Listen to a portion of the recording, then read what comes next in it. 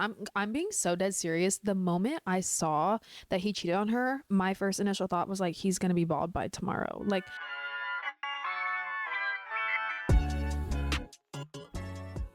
hello, welcome back to Ren the World. I'm Lauren. On a scale of 1 to 10, how are we feeling? Like, how are we doing right now? We have so much to talk about. Welcome back. I am so happy to be back. I'm so happy to be doing this. Let's get straight into it. It is so early in the morning that I'm filming this and recording this. I'm tired. I am indeed running on Duncan because America runs on Duncan and I indeed run on Duncan. And I literally had to set a timer because I just need to know how long I've been talking because I will talk forever. And I just feel like I have a lot of things I want to talk about and catch up on. So what happened this past week that I need to talk about? First off, Uranus went into Gemini, so we're celebrating that.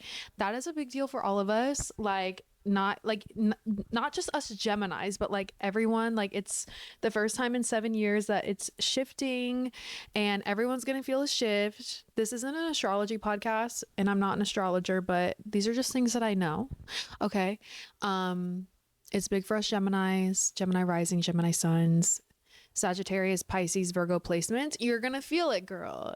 You're gonna feel it in Uranus. Okay. So congrats if you feel a shift. Like, everyone's gonna feel a shift, but like especially y'all. So that's big. We're celebrating that.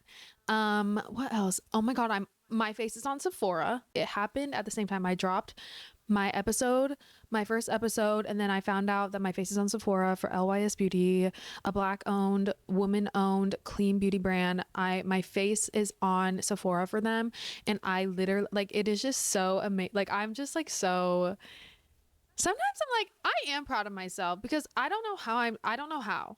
I literally, people will a lot of times ask me how I've accomplished certain things, how I'm here, and I'm just like, girl, I just do it. Like, I read something one time that was like, I don't know how to do it, but I just do it. There are a lot of things that I don't know, but I figure it out and I just do it. And that's one of those things where just like, I saw an opportunity, I went and I did it. Like, and that's just, let me pass that along to you. Like, if you want to do something, like, just ask God, ask the universe, ask Mother Earth, ask Mother, whoever you pray to, whoever, ask, say, I just want opportunities. Please bring me the opportunities so I can show myself that I can do it. Trust. Okay. What else has happened? Oh, 420 was this past week. I accidentally got super high on 420. The thing is about me is like, I am a one-hit wonder. That's like, people will ask me like if I smoke, and I'm like, I'm a one-hit wonder. I just need one little puff and I'm good. I don't do it a lot. Like, when I'm cleaning, when I just want a chill night, I'll do a one little hit and then I'm good. And a lot of times when I get high, I either write, I will like get in this mode of like writing, cleaning, or I'll just go to sleep. Like, that's why I'm like, I don't do it like socially, because if I hit a joint in the club, I will fall asleep. So I don't do drugs socially. Like, I just don't. But on 420, I accidentally got super high. I was feeling myself, y'all. And like, I then turned to children's movies on 420. Let me talk about this. So, something I experienced, I recently went through a really bad depression episode. If you don't know this about me, I am bipolar. Now you know, like, I'm pretty open about it a little bit, that like I have a mood disorder, but like it's something, whatever. I don't really care. I'm pretty open about it. But I had a really bad depressive episode, and something that I was really struggling with within that episode was like insomnia. I could not sleep, and that was something new. I usually never struggle with that because actually the medication that I take for my epilepsy makes me really sleepy. So I was actually really sleepy, really tired, but I could not sleep. It was horrible. It was horrible. Like, my body was like, I was actually going through something I've never experienced before, where like I was so chronically stressed and depressed that I was in a lot of pain. And not to get super deep and like really horrible this right when we start out, but like it was just something that I was experiencing. Like, not to get super fucking real, but like I know that I'm not the only one that experiences this, and like you're not alone. Um but when I couldn't sleep, I was turning to children's movies, like old Disney movies, because it was like really actually calming my nervous system. Like, I could not go on my phone. Like, it, it was late at night and I needed something, like some type of media or some type of outlet that like just calms me. And a lot of the thing that I was turning to was these like children's movies. Okay. So like I have been like kind of turning to them recently to like really just like kind of calm me down. So I got super high on 420 and I watched Night at the Museum. Do you guys remember that movie where like at the museum like everything comes to life? And can I just say something? Like when I was a kid, I actually believed that like that happened. And like obviously Toy Story didn't help, but like I actually dead ass believed that like my shit was coming to life at night. And then I looked into that and that was like, that's kind of a sign of like paranoia and like psychosis. But like I also blame the movies, right? Because like I like low key believe that shit could happen. And I'm grown.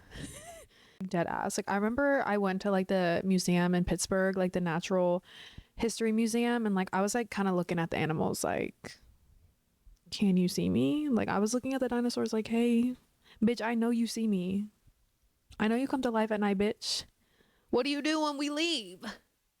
Yeah, so I'm not right in the head, clearly, but I'm just saying that's how I think. So if you think like me, we would be good friends. I need to stop talking because I need to shut up because I cannot believe I have not addressed Klay Thompson and Meg the Stallion. A moment of silence. Actually, who the fuck am I giving a moment of silence for? Because Megan is gonna be fine and Klay Thompson, yikes. Like as soon I'm being so dead serious. The moment I saw that he cheated on her, my first initial thought was like he's going to be bald by tomorrow. Like the way that that woman is so divinely protected, not only by her ancestors, by her family members, but like literally everyone. Like I have never seen so many people do witchcraft for somebody. Like the fact that she has like other people doing witchcraft for her. I saw a comment that said, I need Klay Thompson's ACLs on my desk by tomorrow. Like it's actually really beautiful, like the community we're cultivating for this woman. But it's actually really disgusting. Also, he's an Aquarius. She's an Aquarius, but he's an Aquarius man, and they're so different. Like it's just so interesting to me because like I've always disliked an Aquarius man. I always give air signs a pass because I'm a Gemini. I always give air signs a pass, but like I don't like Aquarius men. I've always clashed with them. Something I was thinking about the other day was like, and this says a lot about who I am as a human being. Like I was like, I don't think there is a sign that I've never had an issue with. Like I think I've always had some type of like bad experience with every sign except a Libra. Libras are the only sign that like I've always without a doubt have like always gotten along with. Like Libras really really do something for me, and I think I really need to like marry a Libra because they always calm, they really bring this like calm energy into my life, but they're still an air sign. They're still fun, but like they really check me in like such a perfect way. Like I have so many Libra girlfriends like, and they really like they tell it to me straight, but they're so calm. Like they have like this beautiful calm energy. Like I really need a Libra in my life. I need more. I already have so many, but I need more. But like I do not fuck with Aquarius men. I obviously every time I don't fuck with a sign, it's because of a man most of the time. But like I was just thinking about it the other day. Like I've had issues with every single sign. Like I don't fuck with Capricorns. I could argue that they're probably the most fake. Everyone says Geminis are the most fake, but like I don't really fuck with Capricorns. Virgos, I've had issues with them. Tauruses, but like I have Taurus friends, I have Virgo friends, I have Capricorn friends. Like I've had issues with every sign. I've had a lot of issues with Geminis. I'm a Gemini. Do you know what I mean? But like Libras, I don't play about my Libras. Like, and the thing is with Libras, and then I'm done. Okay. It's like people always say that Geminis like we mirror you and your energy, right? Like, and if you have a problem with a Gemini, it's because like we're just mirroring you, and like that's probably something that you need to like fix within yourself, you know? But I would argue that like that's more so like what a Libra does. Libras just do it way better than we do, because yeah, Geminis, we do that. Like if you have a problem with us, you need to check yourself. You know what I mean? But like us Geminis, you can tell like when we're being petty. Like we kind of are petty, and like we're pretty open about it. But like Libras are so good at like mirroring your energy. They're very karmic. I mean, they're an air sign. They're everywhere. They're, you know what I mean? But like they're pretty karmic. I love a fucking Libra, bro. I do. Sorry, I do. Like I need more Libras. Can we talk about Michael Jackson? Perfect, because I went and saw the Michael Jackson movie, and I have a lot of thoughts. And like, if you're my friend, you know where this is going, because I have to say something insane. And like, this is a safe space, so I'm allowed to say insane things. But one thing I've always said is that I am spiritually and divinely protected by Michael Jackson. And guys, I'm being so fucking dead ass. Like, Michael Jackson is one of my guardian angels, and I have no proof other than a gut feeling. Mind you, I remember seeing a TikTok one time that was like, people that often have an intense like obsession with Michael Jackson are often in a state of psychosis, which makes sense because I used to like, I was obsessed with him. But like, I wouldn't say like, no, I was obsessed with him.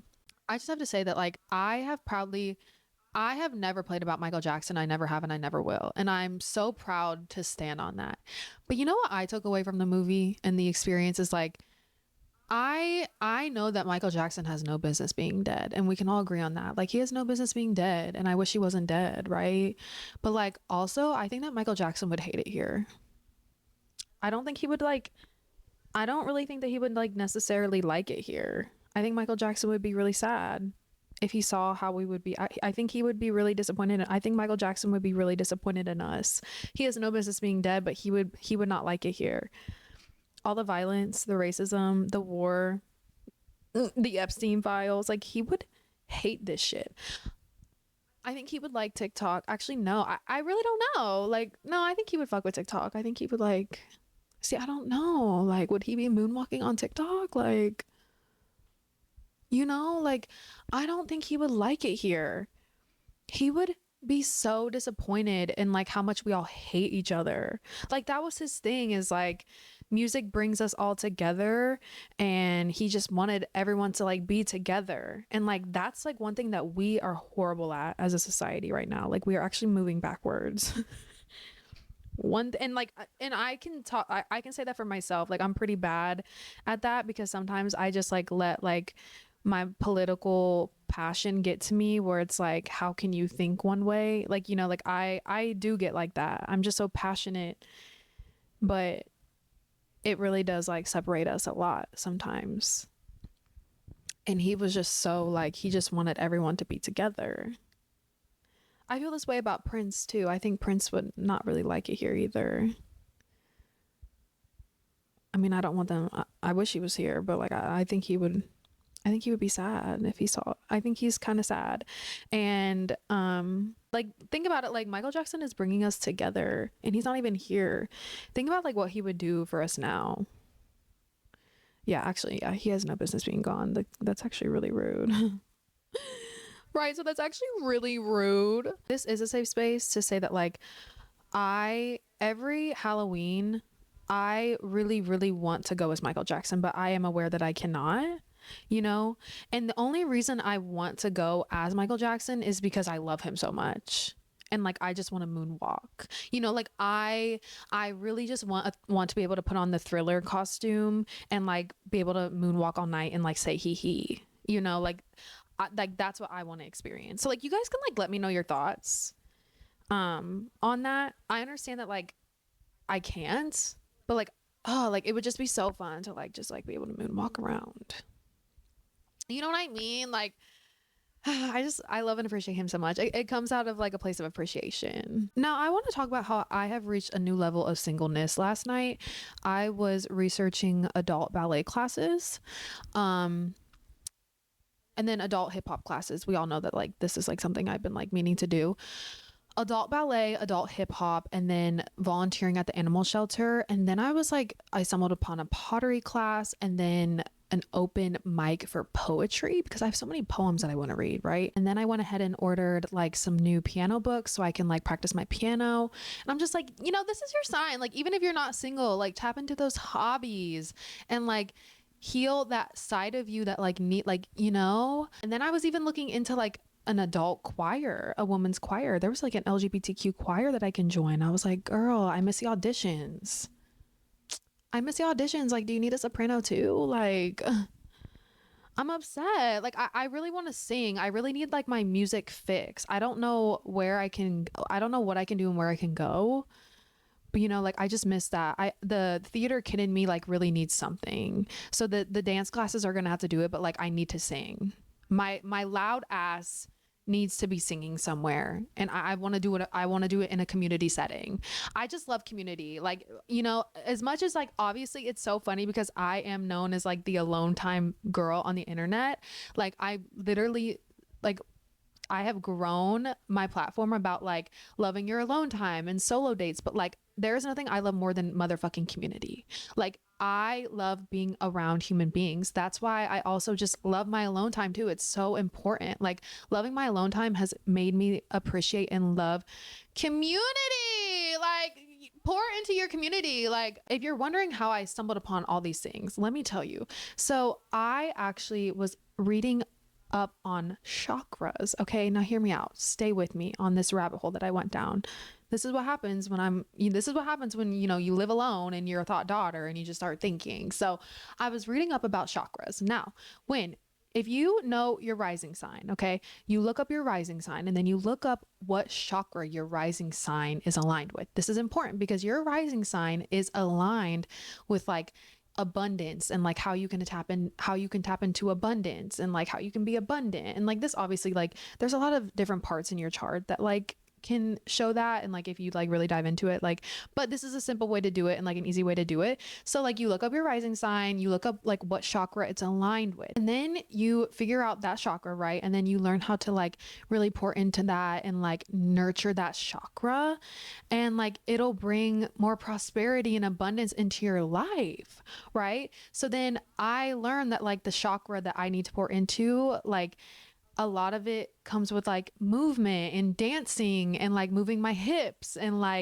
which is so funny because like I always talk about how I love dancing, how I love moving, and like dancing for me is very healing, but I'm not a dancer. But like if there's somewhere I can go and like dance around freely, it's just something that I've always done. I've always loved. Like I just love to move around. I love to move my hips. Like, and so I was like, okay, like let me like look into a dance class, something that can like really help me and like really just like fuel that part of me and like help that chakra. So I really, really advise you to like look into that a little bit. And then another rabbit hole that I went down after I went down the rabbit hole of chakras is the rabbit hole of karmic energy. And I love talking about karmic energy because I actually was so interested in this one because I want to share my findings. Okay. So I think a lot of us think that like the concept of karma is like, or like karmic energy is like this like energy that you carry from like good things that you do and like bad things that you do. But somebody explained it in such an amazing way that it's like actually the karmic energy that you carry often has to like do with the injustice that you allow people to do to you. And I was like, oh my God, motherfucking clocked, because this is something that I have like really been experiencing lately. Because like, if you really think about it, like if you allow people to do you dirty like over and over again, or like you accept less than you deserve over and over again, you are going to keep getting the same cycles over and over and over again. Like, that like concept of like you're just going to keep getting the same thing in different fonts over and over again until you like break that cycle. It was just so interesting when it was like put that way. And it's something that I'm learning a lot because for me personally, like I feel like I'm such a person that like because of the things that I've been through as a human being, I always give people the benefit of the doubt. Like genuinely somebody can like run me over with their car and I would still be like, it's okay. Like like, I don't know what you've been through. Like genuinely people have done the most horrible things to me. I have people have done horrible things to me, have said horrible things to me, have treated me horribly, just as like so many of us have probably been through. And my first initial thought is like, you know, like I don't know what they're going through. Like I want them to heal. Like my first initial thought, especially as a spiritual being, is like, I'm wishing them like love and light, because like, you know, no matter how much hate I get from people, like it's still, I'm an alchemist, so no matter what, it's going to transmute into light for me, regardless I'm going to transmute it. But like for them, I feel bad for them, and like I am sending them love. Like that's always my initial thought. Like even when someone's mean to me, like in person, or someone gives me attitude, you know, sometimes a lot of times I do cop an attitude back, because I'm just kind of like, girl, you know, I don't know you, like why are you being mean? But like that's always my initial thought, because I just never want someone to feel like the way I felt at my lowest points, or like in my lowest points. But a lot of times people don't know, you know. But now I'm like really learning this like new way to look at it, where it's like, if people do you wrong, like you need to clock that, and you need to like no longer accept that. Like you don't need to like crash out on them, but like you need to like understand that like that's what's happening, and you no longer should allow it to happen ever again. Do you know what I mean? And like that's so true, because the more you allow people to walk all over you, to treat you badly, the more it's going to show up in every aspect and crack of your life, like everything. And I've experienced this, where it's like I've allowed people to do things to me, and like I've gave them such the benefit of the doubt, and like I allowed them to keep doing it to me, and then like my life was sucky because of it, because I was just like allowing people to treat me like shit. Like it really is that deep, and that is like karmic energy. And I'm not saying like be a bitch, and like again, I'm not saying like crash out on people, but like genuinely like stop letting people get away with being horrible, you know? And I don't fault myself for being that person that like gives people the benefit of the doubt. Like that's just who I am. That's always going to be my heart, and like that's always going to be my first thought. Like seriously, someone can be so mean to me, and I'll be like, oh, you know, I never know what they're going through. But like now when I think about it like this, it's like because I don't know, like recently I've talked about it a lot with my friends, but like I've recently experienced a lot of people who have just been moving very weirdly around me, like really open about like using me, and like just like so like very open about it. And like I haven't experienced this, but like just like moving to different places, and like, you know, I'm literally from a small ass town in Ohio. I'm from the Midwest. Like I'm very I like to think that I wear my heart on my sleeve. I am avoidant, you know, with some things. Like if I don't like you, I'm gonna cut you off. Like I don't think that's super avoidant, but like if you fucking weird me out, I'm cutting you off, bitch. Like if I don't like you, I'm not talking to you. Like I don't, like that's, sorry, I don't, you know.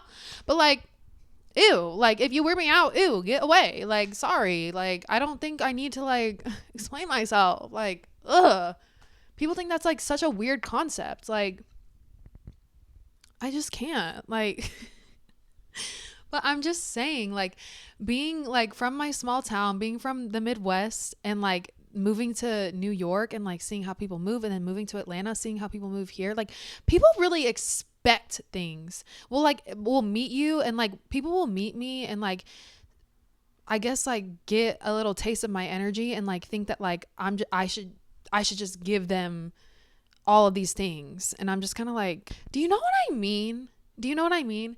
And it's taken me a while to get here and to like learn all of these things. But after I really read about like the karmic energy thing, it really like was put into such a different perspective for me, because I think we all think that like karma has to do with good or bad.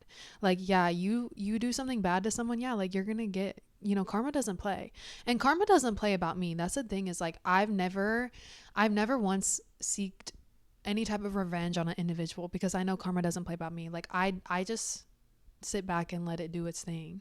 That's the beauty of it, you know. Like karma does not fucking play. Like the people that were bullying me like back in elementary school for being fat and having an eye patch, like I know the universe took care of them, and they did, because what are they doing now with their lives? Nothing. Yeah, clocked.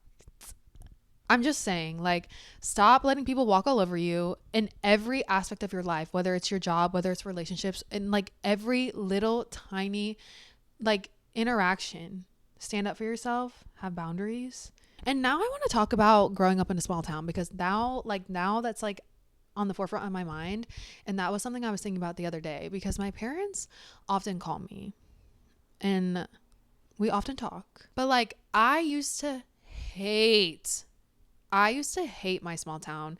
I used to be the first to shit on it. And honestly, I still kind of do. Yeah, I probably still will. But here's the thing. I'm from Ohio. I'm from a very small town in Ohio. I tell people I'm from Dayton, even though like I'm from like a small town, like further away from Dayton. Sometimes I tell people I'm from Cleveland because I lived in Cleveland. Sometimes it's just easier. Sometimes it's just easier to fib, because I'm just like, you're not going to know where I'm from, you know, like, but I lived in Cleveland. You know what I mean? Like sometimes it's just easier that way. But I lived in a really, really small town, like nothing to do, nothing inspiring, and like cornfields and like just like manufacturing plants. That was really it. And like that was really it. And like underage drinking. Like that's really all we had to offer. And I hated that.